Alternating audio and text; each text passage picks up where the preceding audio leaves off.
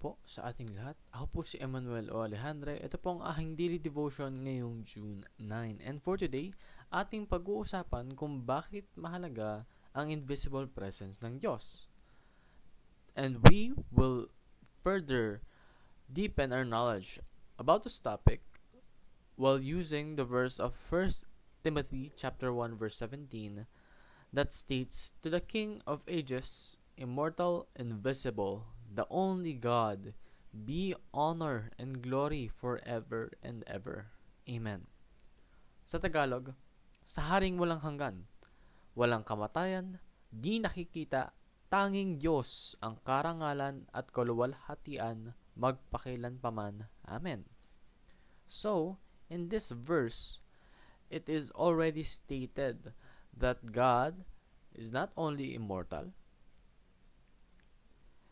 is not only timeless, but also invisible. Ibig sabihin, hindi nakikita ng mga tao. And what's great about this is, even though hindi nakikita ng tao ang Diyos, He is still present.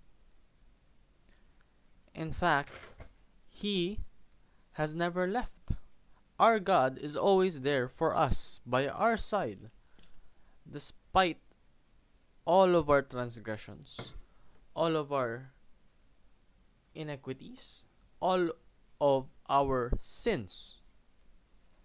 God still is with us. And He shows this because God reveals Himself in Christ. Ginamit niya po ang kanyang anak upang mapakita sa mga tao ang kanyang kapangyarihan, ang kanyang mensahe, ang kanyang care towards us.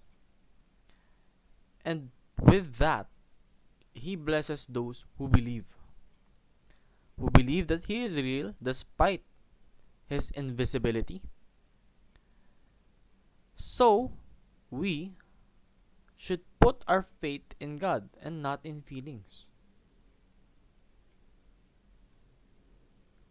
We should know Christ in order to know God, dahil si Kristo ang ginagamit ng Panginoon upang ipamahagi ang kanyang pagmamahal, ang kanyang pag-aaruga sa atin.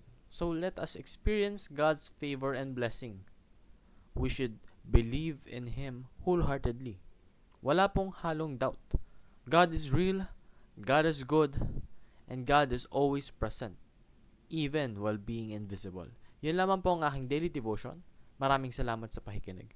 Pagpalain po tayong lahat, and let us all give glory to God.